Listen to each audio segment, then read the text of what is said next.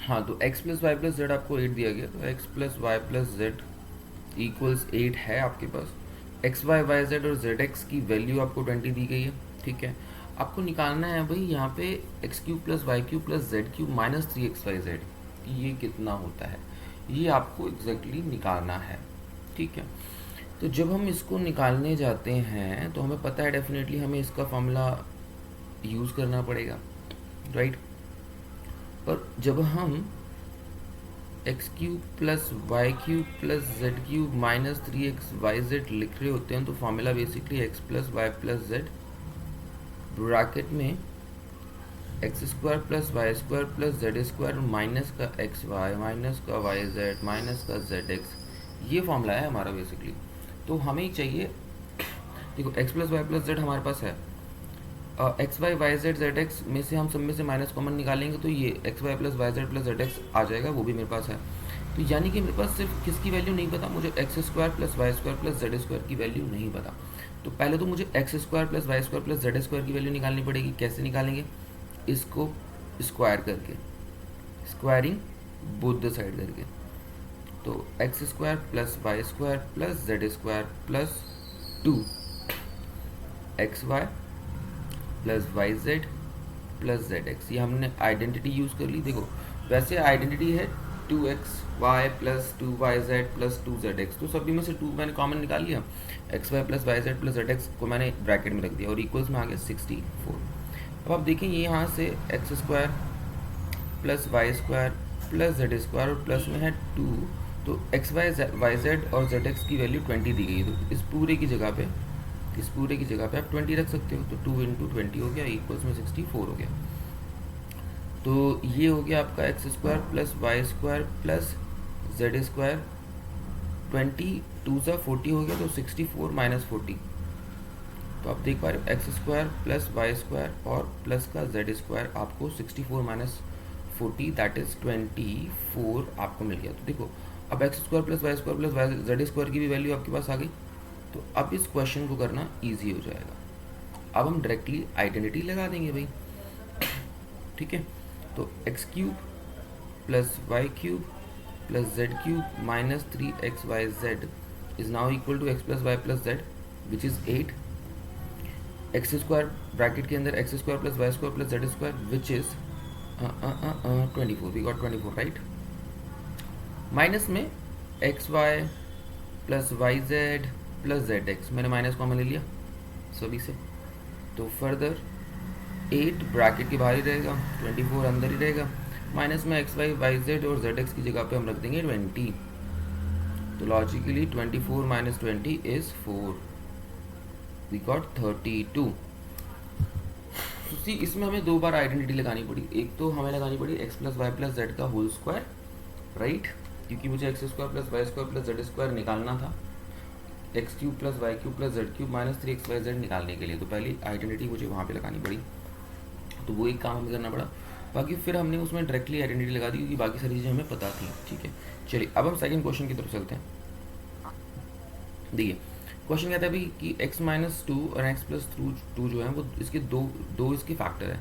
तो अब दो अगर इसके फैक्टर हैं तो x माइनस 2 इक्वल टू 0 करके एक मेरा x की वैल्यू आ जाएगी 2, राइट, जो कि इसका 0 होगा। मतलब x इक्वल्स 2 अगर इसमें मैं डालूंगा इक्वेशन में तो वो मुझे इक्वेशन 0 के बराबर मिल जाएगी, right. So as x minus 2 is the factor,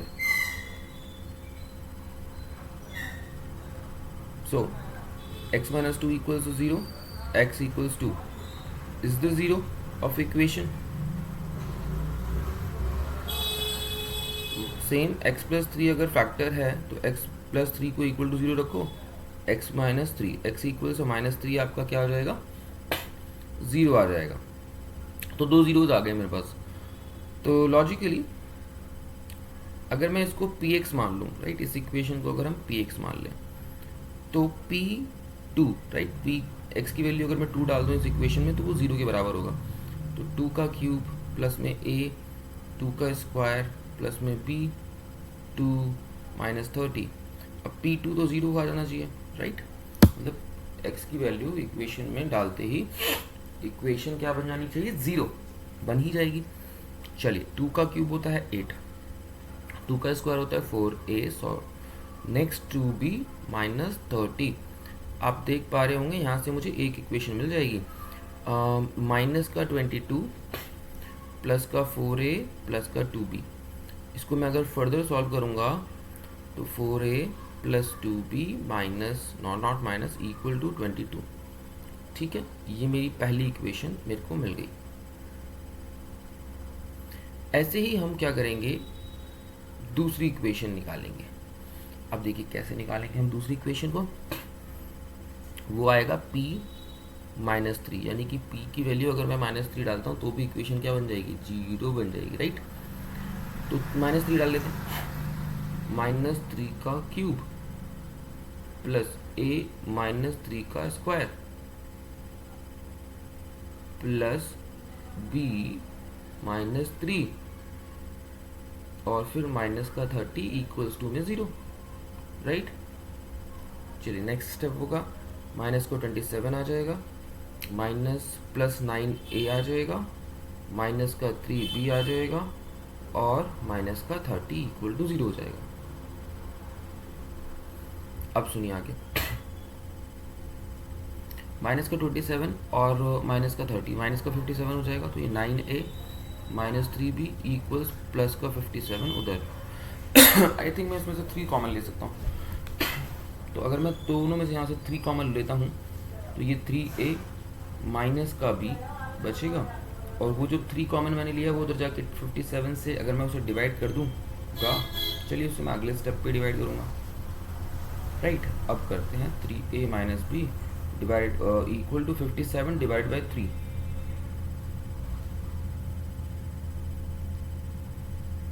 3 1 जो 3, 3 9 जो 27। सो बेसिकली हमें 3a माइनस बी इक्वल्स 19 दूसरी इक्वेशन मिल गई। और यहाँ इस वाली इक्वेशन को भी अगर मैं फर्दर सॉल्व कर लूँ तो 2 तो कॉमन ले ही सकते हैं ना भाई, तो 2a प्लस का b इक्वल्स 22, तो 2a प्लस का b equals 22 divided by 2 which is 11। तो ये मेरे को पहली इक्वेशन एग्जैक्टली मिली। अब मेरे पास देखो 2a प्लस b है इक्वल्स 11 और 3a माइनस b है इक्वल्स 19। अब मैं इन दोनों इक्वेशंस को करूँगा सॉल्व, राइट। इन दोनों इक्वेशंस को सॉल्व करके हम निकालेंगे अपना आंसर। चलिए निकालने की कोशिश करते हैं, इधर देखते हैं। इस वाली इक्वेशन में से इसको मैं फर्स्ट मानता हूँ, इसको मैं सेकेंड। तो जो सेकेंड इक्वेशन है या तो उसमें से मैं किसी एक की वैल्यू निकाल के दूसरे में पुट कर दूं या पहली में से निकाल के पुट कर दूं। तो पहली वाली में से मैं b इक्वल्स हो जाएगा 11 माइनस 2a। सो अब लिखेंगे put b equals 11 minus 2a in equation second. ठीक है भाई, b की जगह 11 माइनस 2a रख दो। तो भाई 3a as it is, minus में जो b लिखा हुआ है उसकी जगह मैंने 11 माइनस 2a रख दिया b की जगह पे। इक्वल्स में क्या था, 19 था सेकेंड इक्वेशन में। ठीक है, तो अब 3a माइनस का 11 प्लस का 2a इक्वल्स 19। तो basically 3a plus 2a 5a और 19 इधर एज इट इज, माइनस का 11 इधर आके प्लस का 11 हो जाएगा। तो 5a हमें मिला 30, राइट। 19 प्लस 11 इज 30, तो a की वैल्यू 30/5 6। सो सी हमें a इक्वल 6 मिल गया। तो अब जब मुझे a मिल चुका है तो क्या मैं b नहीं निकाल पाऊंगा, निकाल लूंगा। तो पुट b क्या था, 11 माइनस 2a था। तो इस b के अंदर a की वैल्यू 6 रख दो, 11 माइनस 2 इंटू 6। तो b की वैल्यू 11 माइनस 12, b की वैल्यू -1। तो a भी आ गया, b भी आ गया, और आई थिंक हमें a और b ही फाइंड आउट करना था। Wait done with this part. ठीक है, पहले हमने क्या किया, तो फैक्टर्स दिए थे उससे हमने जीरोस निकाले। जीरोस को हमने इक्वेशन में पुट किया इक्वल टू 0। इक्वेशंस आ गई और दो हमारी इक्वेशन आई हैं, दोनों फैक्टर्स थे तो दो इक्वेशन हमारे पास आई a और b की फॉर्म में, और उन दोनों इक्वेशन में से एक इक्वेशन में से हमें ए की वैल्यू निकाल के या बी की वैल्यू निकाल के दूसरी में पुट करनी होती है। तो हमने दूसरी इक्वेशन में से बी की वैल्यू निकाली, पहली वाली इक्वेशन में डाली, ए की वैल्यू मुझे मिली, फिर जो ए की वैल्यू मिली उसको मैं चाहे पहली इक्वेशन में डालूँ, चाहे दूसरी इक्वेशन में डालूँ, चाहे मुझे मैंने जो बी की वैल्यू निकाली थी उसमें डाल दूँ, कहीं पे भी डाल दूँ मुझे बी वापस मिल जाएगा। चलिए अब हम आगे बढ़ते हैं थर्ड क्वेश्चन की तरफ। देखो ये थर्ड क्वेश्चन जो है ना, ये थोड़ा सा ज़्यादा इंपॉर्टेंट इसलिए भी क्योंकि ये सी बी की काइंड है, case based question kind of है, क्योंकि इसमें थोड़ी सी मैंने स्टोरी इन्वॉल्व कर दी है, और किस तरीके से स्टोरी इन्वॉल्व करके एक क्वेश्चन बनाया जा सकता है वो भी हम यहाँ पर देखते हैं। अब क्वेश्चन को मैंने थोड़ा छोटा करने के लिए यहाँ पे पार्ट्स नहीं डाले, वरना इसके अंदर बहुत सारे पार्ट्स और भी हो सकते हैं। देखो क्वेश्चन कहता है कि two friends Ram and Shyam invested some amount together in PMNRF, prime minister national relief fund. तो national relief fund basically prime minister का होता है कि कहीं पे भी अगर कोई डिज़ास्टर हो जाता है, कोई नेचुरल कैलेमिटी आ जाती है, ठीक है, तो उस केस में उस फंड से लोगों की, उस एरिया की हेल्प की जाती है। तो उस फंड के अंदर दो लोग हैं, राम और श्याम, उन्होंने इन्वेस्ट किया है, मतलब इन्वेस्ट क्या किया है, डोनेट किया है एक तरीके से। हम इस इन्वेस्टेड वर्ड को काट के डोनेटेड कर देंगे, डोनेटेड, क्योंकि ये तो फंड है, इसमें इन्वेस्टमेंट कहाँ से, ठीक है। तो डोनेट किया है, जिसमें से product of their investment, product of there donation ऐसा कह सकते हैं, is given by 4x² + 2x - 1। अब देखो उनकी इंडिविजुअल जो भी इन्वेस्टमेंट हो, राम की एक इन्वेस्टमेंट होगी, श्याम की एक इन्वेस्टमेंट होगी, उन दोनों की इन्वेस्टमेंट का प्रोडक्ट यानी कि मल्टीप्लिकेशन इतना है, गेटिंग इट, दोनों का, दोनों की जो भी इन्वेस्टमेंट है उसका प्रोडक्ट मल्टीप्लिकेशन 4x² + 2x - 1 है। और फिर आपको कह रहा है कि फाइंड देयर इंडिविजुअल इन्वेस्टमेंट, उनकी इंडिविजुअल इन्वेस्टमेंट कितनी है वो भी निकालना है, और अगर x की वैल्यू कितनी है आपकी 25,000 है तो सबसे पहले let's say amount invested bye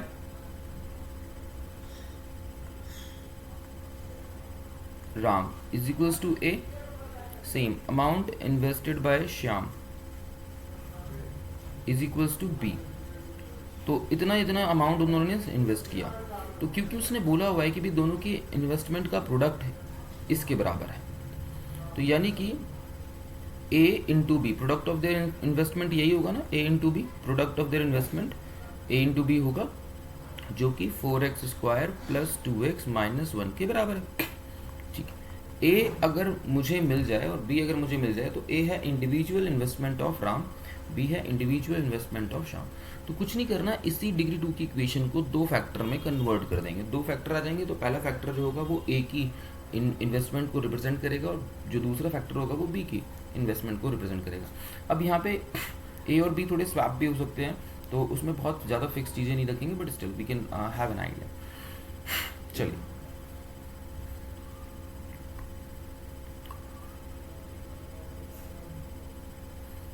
यहाँ पे हम करते हैं, तो भी 4x² + 2x - 1 को हम जब मिडिल टर्म स्प्लिटिंग से स्प्लिट करने जाते हैं तो हमारे पास देखो क्या आ जाता है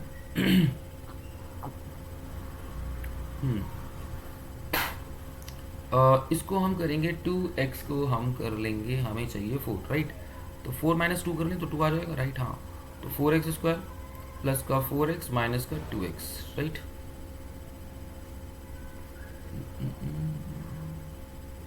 no,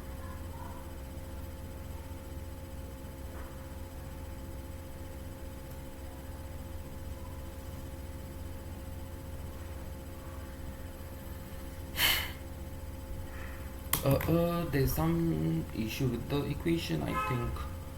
So let me check the equation one more time.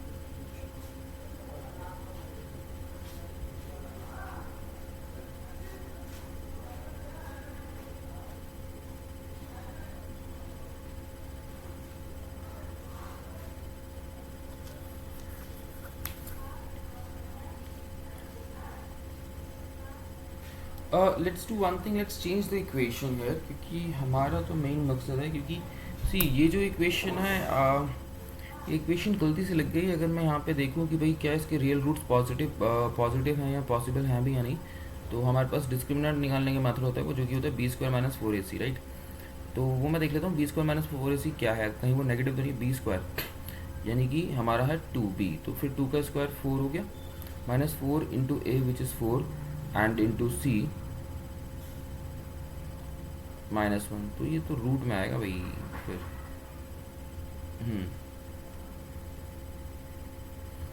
4 और ये आपका आ जाएगा प्लस का 16 20, तो डी आ जाएगा √20। तो इसका जो डिस्क्रिमिनेंट है वो पॉसिबल तो है, पर ये तो स्क्वायर रूट के अंदर वैल्यू आ रही है, तो हमने इक्वेशन थोड़ी सी गलत ले ली है इसका जो। Let's change the equation.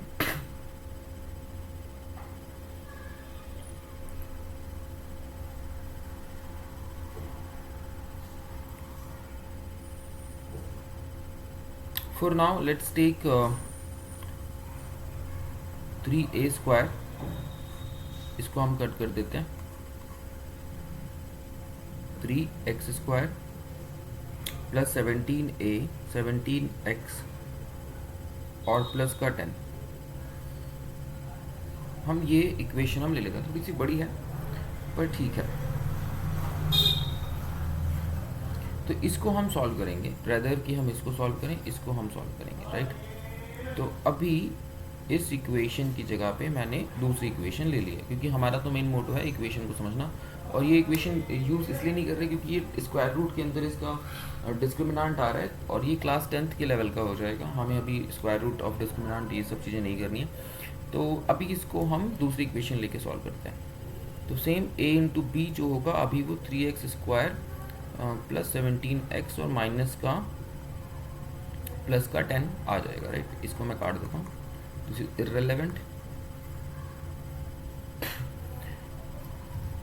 हाँ, तो basically 3x square plus 17x और प्लस 10 जो है वो दोनों की इन्वेस्टमेंट के प्रोडक्ट के बराबर है। तो मैंने देखो ए की इन्वेस्टमेंट को, राम की इन्वेस्टमेंट को ए माना हुआ है, शाम की इन्वेस्टमेंट को बी माना हुआ है।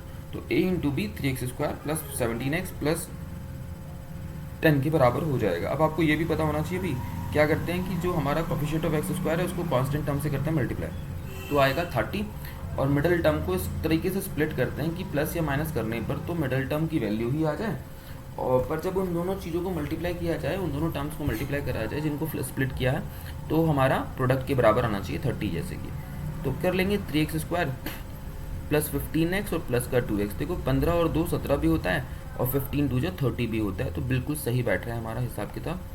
तो अब हम करते हैं आगे, 3 इनमें से दोनों में से फर्स्ट टू टर्म में से कॉमन ले लेंगे, वो भी x भी कॉमन ले लेंगे। तो 3x बाहर मैंने कॉमन ले लिया, ब्रैकेट के अंदर बचा x प्लस में 5, और इधर मैं 2 कॉमन ले लेता हूँ, तो ब्रैकेट में x प्लस 5 बचा।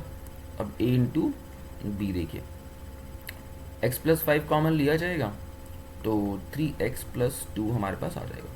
तो लॉजिकली देखो दो प्रोडक्ट आ गए ना, दो फैक्टर आ गए। तो ये जो दो फैक्टर हैं उसमें से जो a है वो है x प्लस 5 एंड जो b है वो है 3x प्लस 2। सो अगर x की वैल्यू देखो, उसने बोला 25,000 है, तो राम की इन्वेस्टमेंट निकाल लेंगे। Investment of Ram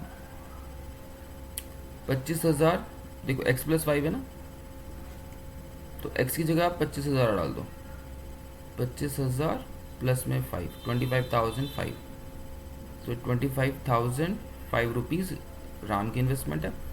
investment of Shyam